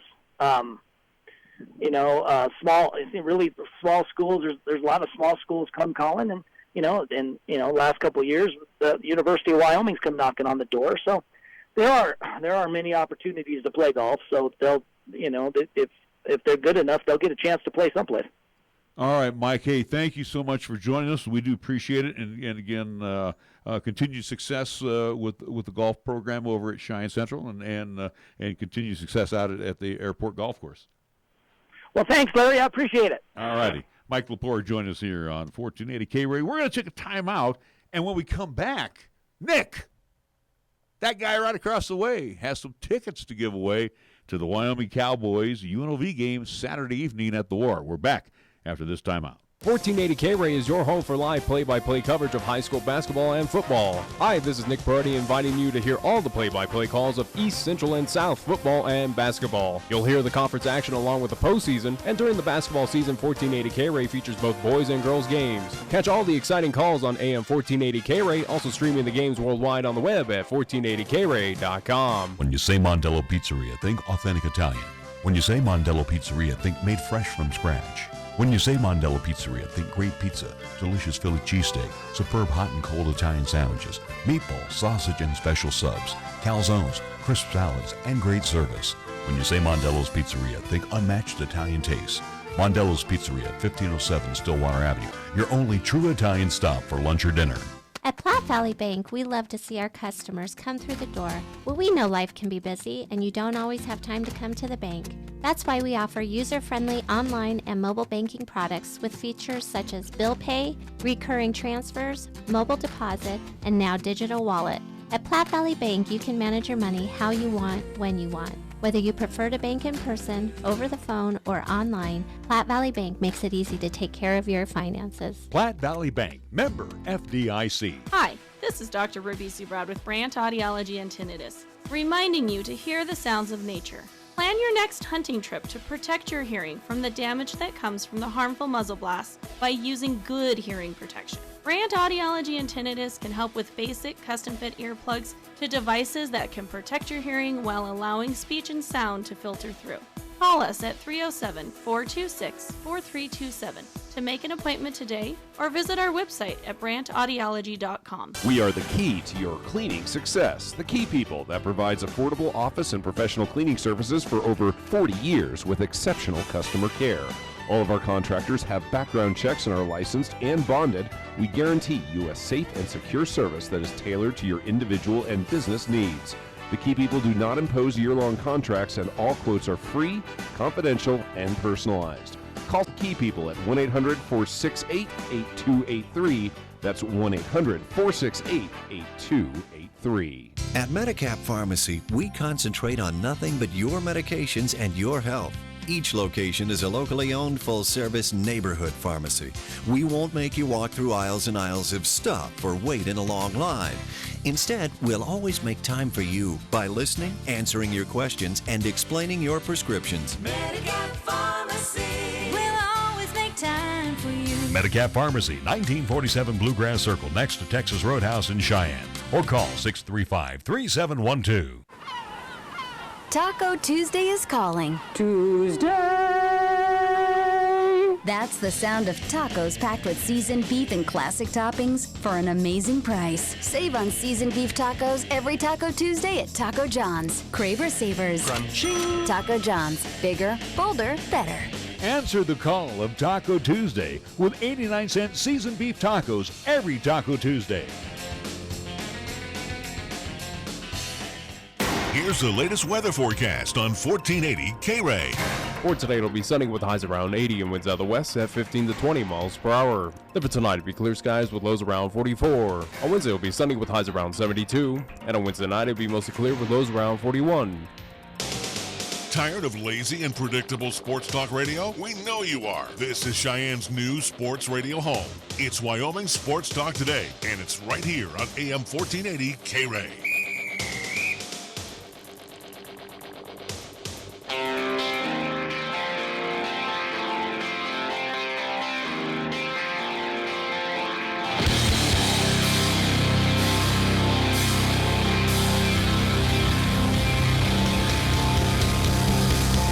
All right, back on Wyoming Sports Talk Day. It is time to... I guess that reinforces that we sound similar on the phone, apparently.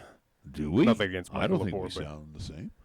I don't get it either, but at least I've heard it many a time, but it just kind of reinforces off of that last interview. Not, nothing against Mike, but again. If anything you remind me of, and I've always had this said to me over the years too, man, you sound, from the relatives, you sound like your dad.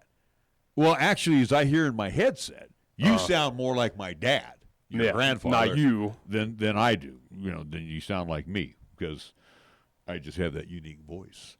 Good for you, but I'm just saying, people who assume that I'm you and whatnot, please don't. Again, looking at you, I don't want to be At one time, before 6 surgeries on my face, I was a fairly handsome young guy. I never saw it, but all right.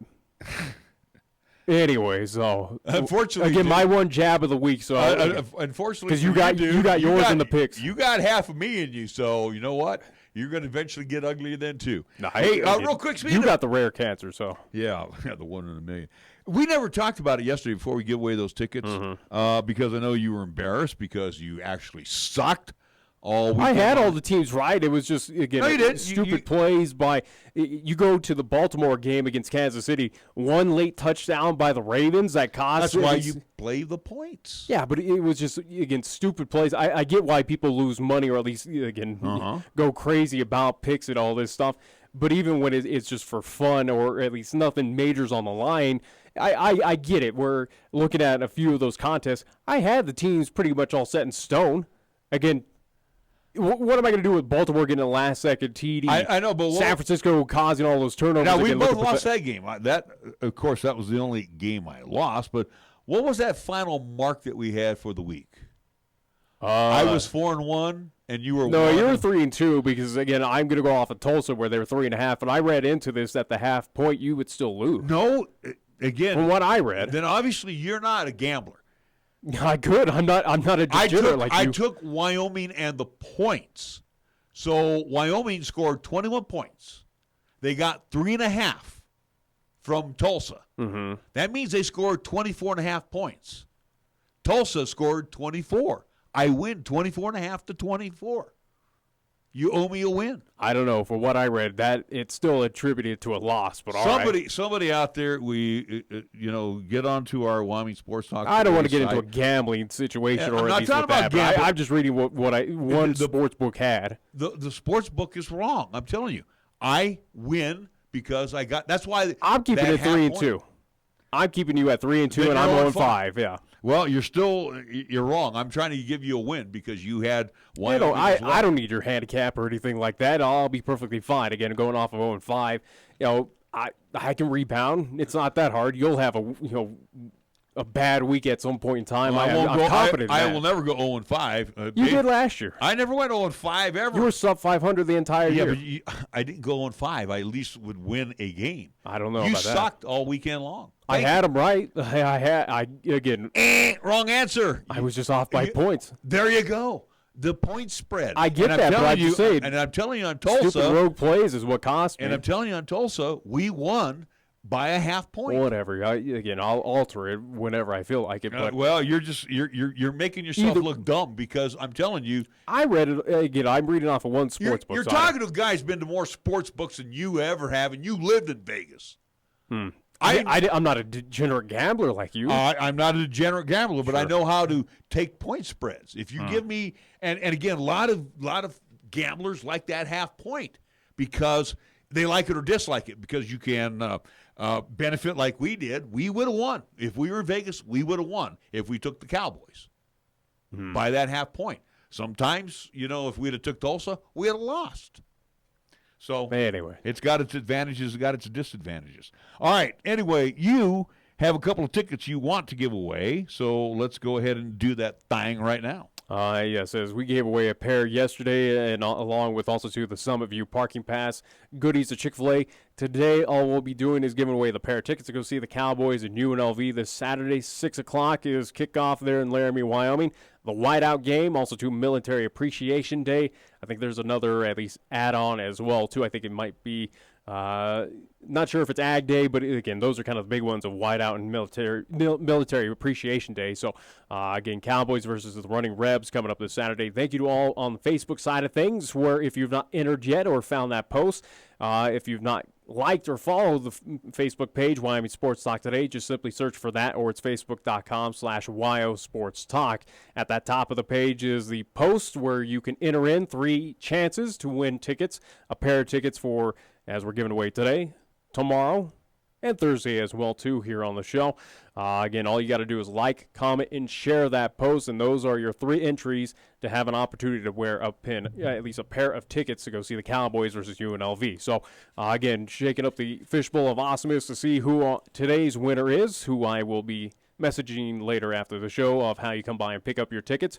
It will be today's winner of Kaylee Ann Childers. Kaylee Ann Childers. I hope I'm saying that correctly. Yes. But Kaylee Ann Childers, you are our winner for today. Again, I will message you after the show how you come by, pick up your tickets, and go and support the Cowboys coming up this Saturday. All right, so congratulations to Kaylee Ann Childers. There you go. So that goes along with Cody Lips, who won yesterday. So hopefully you will be our next winner. Thank you again. It's impressive that all these people happen to get on board. That's the power of social media. Well, no, I mean, to win the tickets, it's like I told Cody today. I said, thanks for being a part of that social media. And I said, give us a listen to. Appreciate that. Again, something that's on your mind this afternoon, you can give us a call at 514-1071. We got a few minutes left in We the got program. plenty to talk about where we didn't get to majority of stuff yesterday. Again, we flew through high school football. We flew through at least college and I have at this. least NFL. What is that? This is Wyoming Cowboys in Mountain West Conference openers, if you care. Not really, but all right. Well, if anything, that would have probably been in my factoid for when we picked that game between Rebs and at least the Cowboys. But the last time they had UNLV for an opener, home opener, Mountain West Conference opener, it would have been 2011. They took on not that UNLV. long, okay. So let's see. The Cowboys have won both the previous two Mountain West Conference openers versus UNLV in 2009 and 2011. So they're looking to make that. Again, you're talking years of difference. Granted, UNLV has pretty much been the same terrible outfit of football again. UNLV is that interesting university where for football, it's kind of it is that tucked away sport of no one really cares. You'll show up for a game, and then afterwards you realize that, yes, again, this is the same season that this team is terrible. It's just interesting of how UNLV struggles to get recruits out there, especially there in Sin City. You look at where you had a successful basketball program for a long time. It's getting back into respectability, but you figure that Sin City, Las Vegas would be a big recruit, or at least a big opportunity to get in some kind of big-name recruits, especially out of California. They didn't even draw big recruits when they hired Johnny Robinson, the former SC and Rams coach. Well, and it goes in as well, too, for UNLV, where next season when they move into that brand-new Raider Stadium, when they share home with the Oakland, or at least Las Vegas Raiders. Do you think that's going to help in recruiting? I think so. It has to. Again, where you have an opportunity as a fresh-faced college freshman, sophomore, junior, again, senior, being a part of this UNLV, at least, program, playing in $1 billion brand new NFL stadium, that's gotta get some big eyes out there, or at least from that local area. Again, whether it's Southern California, California, just northern, getting from those major metropolitans of San Francisco, Oakland, even Fresno, if you want to snipe some people from there. Even in-state there in Las Vegas. Again, you just look at the surrounding communities. That's got to ping some radars out there for some high recruits of going, well, I don't want to play in the old-time Coliseum in USC. Pasadena's cool with UCLA, but that's, whatever. Again, you look at least encompassing of every other Pac-12 team in that area, Arizona and Tucson, Arizona State, in Phoenix. But here's an opportunity where, for those recruits, you have an opportunity to play in a brand-new state-of-the-art facility, where I would assume that UNLV is going to get the same treatment as what the Las Vegas Raiders are going to get, of considering that being their home stadium. All the pageantry, the fireworks, the lights. You would assume that UNLV is going to get that same treatment on game day on Saturdays or Fridays or whenever they're playing their at least contests coming up in 2020, 21, and at least on and on in the future. See, it has to play. I disagree with you. I don't think the recruiting is going to be any better. As long as you have a losing program, it don't matter that you're going to get dressed in the Raiders locker room. It don't matter. To some players, that is an impressionable. Again, facilities do matter. You don't want to go to UNLV to watch your career die, because that's what it's going to do. It's going to die. And until they get some improvement in that program, why would you want to go there when you have an opportunity to go elsewhere? No. So, And I'm just saying it's something new. It's something new, shiny, and flashy for those coming up. I know you don't want to play at Bulldog Stadium, or you don't want to play at the Smurf Turf in Boise, Idaho. You'd rather go play in the new Raiders Stadium. I'm even looking at Pac-12 again in that area where I know, but I'm just saying Stanford. You look at in the Arizona. But I'm just saying, if you're being recruited by Boise State, you're being recruited by Fresno, and you're being recruited by UNLV. Yeah. You know, 2 teams for sure are going to go to postseason. Yeah.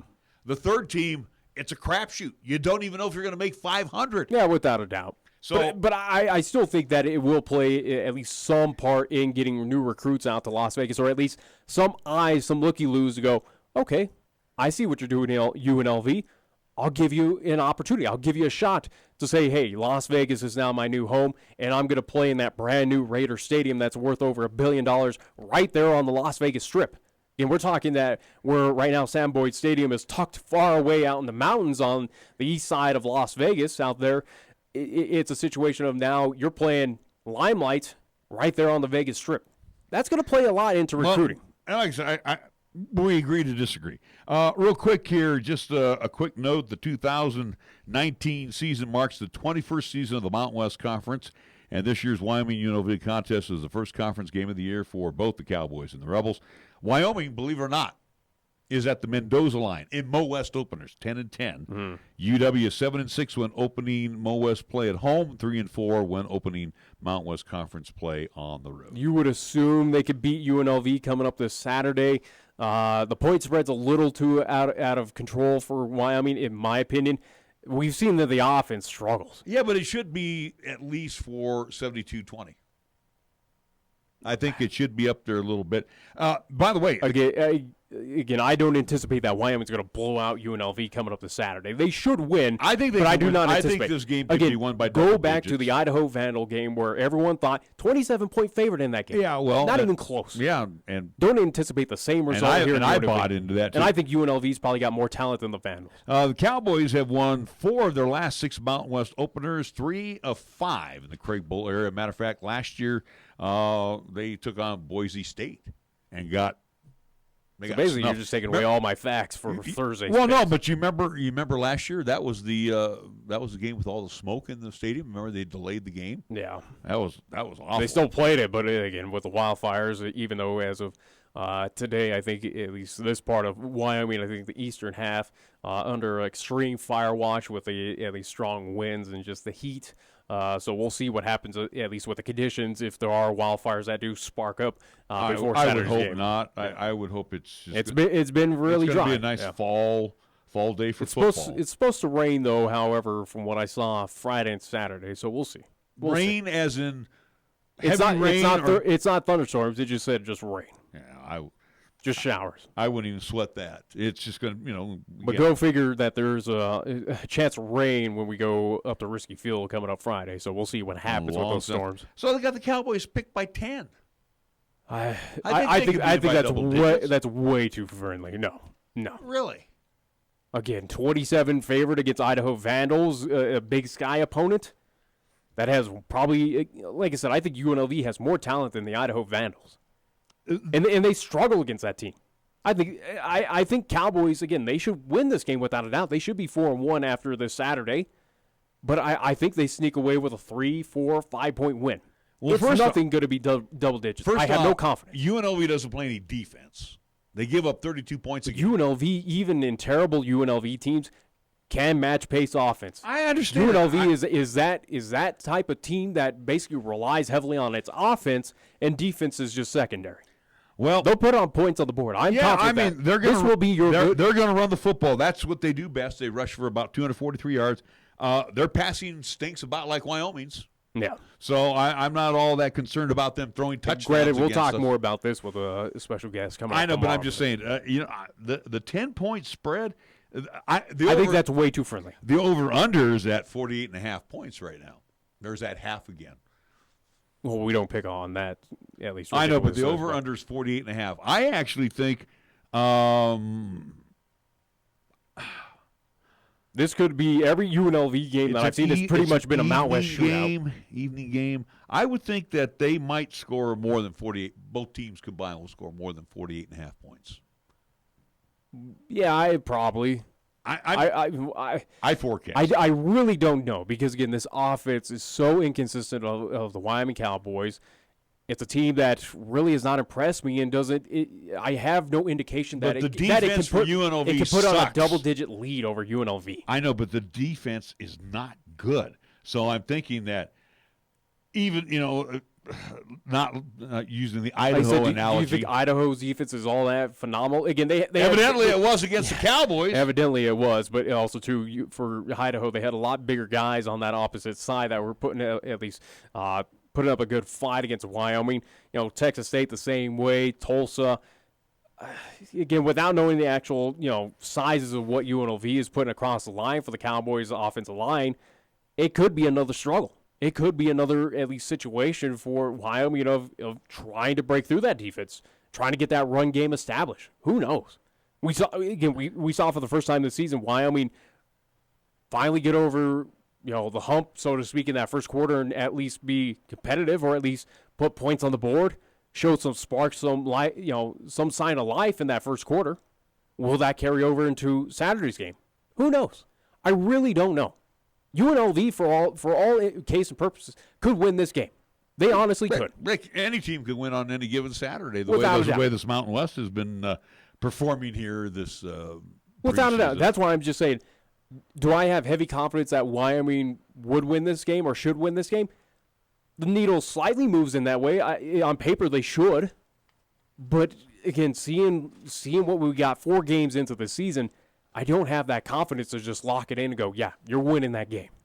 I just don't. Well, again, Tulsa proved that this past Saturday. Well, the Cowboys were their own worst enemy. But, again, you look back to the Sean Chambers fumble. I got to give him a pass. I mean, that's one of those things that happens in football. You don't want it to happen on the 3 or 5 yard line. It happened to Tulsa as well too in that game. Yeah, but like I said, I kind of give him a pass on it. So the passing game, however, both with Chambers and Vanderwall, got a lot of work to be done. I'm glad they threw the football. They're throwing it more, or at least they're starting to get some, or at least show some confidence in Sean Chambers that, yes, we'll allow you to air it out. This is what kind of concerns me because you're in practice, which we are not privy to see. But when you're out there, we could be, but I just don't feel like going over there. And I think back to when I was, doing the JUCO college football, being a tight end back in the day, and we did a lot of passing drills. Mm-hmm. I mean, we threw the ball about 40 times a game. Yeah. So Monday through Thursday, we did a lot of 7-on-7. Mm-hmm. So I'm kind of curious, wondering what the Cowboys are doing as far as shoring up this passing game. Because with Chambers, and hopefully, they're not doing a lot of scrimmaging, but it sounds like they're just slowly working into trying to get this as part of his repertoire of, all right, let's ease you into getting comfortable with throwing that football. But it's not working, though, in game-time situations, Nick, because, again, he still underthrows, overthrows. Is that on Sean Chambers? Is that also too on? It's both. Is it on the offensive line that struggles? No, it's the receivers. Some of them can't catch a cold. And, again, Chambers does not have that touch. That's what I'm just saying. It's not on Sean Chambers, without a doubt. It's a team effort. It's that whole offensive unit that is struggling together. I understand that, but when you're out there in the practice facility, you should be out there and you should be chucking footballs until your arm falls off, to be real honest. And you would assume so. With Sean Chambers, again, without us being front and center. I understand you got to prepare for UNLV. I mean, there's no doubt about that. But we know this team is run first and then throw is an option. Well, you're kind of thin at that running back spot right now, aren't you? Yeah, without a doubt. You're pretty much your main running back. Your main running back is your quarterback. Yeah. So, like I said, it's painful to watch them. I will say that. The first 3 games, they were slow starters. Yeah.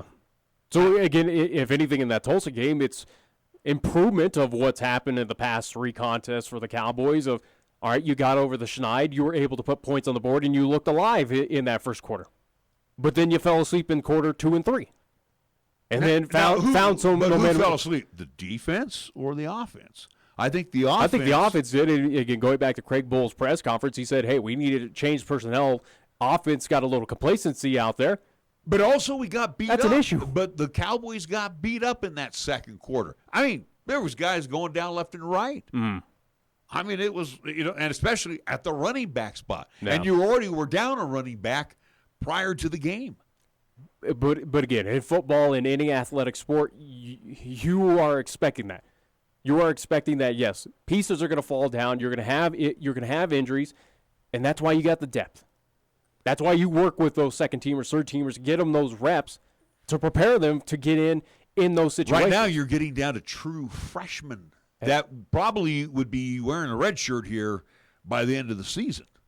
Again, you got to prepare for all those scenarios at this point in time. Well, and again, like And I said, I don't know. You got to know. tread that water like treading, like for UCLA, treading water, or USC, or Mizzou, or Tulsa, whatever team it may be across NCAA. Well, you're talking about programs that have over 100 guys. We don't have over 100 I bodies. said Tulsa. I don't think Tulsa. I probably put number-wise, Tulsa's in the same vein with Wyoming. Yeah, but I'll even equate to the rest of the Mountain West. Okay. You don't think UNLV's got injuries? Air Force has got some injuries. I think everybody's got injuries. I just don't think It's not a valid excuse, is what I'm saying. It's not a valid excuse. I'm not making excuses of for the struggles. Cowboys. I'm just saying that's where their struggles are at right now. Somebody to step up and go to the running back position. But I also mentioned yesterday they're not hitting their tight ends. I'm just saying who is stepping up in that running back position is Sean Chambers as your QB. Sean Chambers, and he can't toe the rock all the time. And again, You're going to get him killed eventually. And going back to yesterday where I said they need to start finding that tight end in the seam. And it's open. I don't know why in this Craig Bowl offense, Brent Vegan offense, that the tight end is not featured. It was when Josh Allen was the quarterback. They found the tight end quite a bit in Hollister. Is it a lack of confidence in that tight end can't catch those balls? Is it a lack of confidence that Sean Chambers cannot find him on the seam? Yeah. Again, what did I tell you? He doesn't look off. He focuses on one. He might go to the secondary, the outlet, but bottom line is. And guess what? I put blame on that coaching staff that has not taught him or at least get him those reps of saying, all right, and preparing him to get at least, give those looks. Showcase off that at least opportunity. He opened up that repertoire, so to speak. It give him those chances when he does need to look to the seam. Look for that tight end. That's on the coaching staff there that have not at least worked with him to the point where he can get that done. And I don't put blame on Sean Chambers. And I guarantee you, when you go look at game film, which I wish these coaches would, and look at your tight end, he's open. Yeah. Quite often. So we got to wrap things up here. So we have for you tonight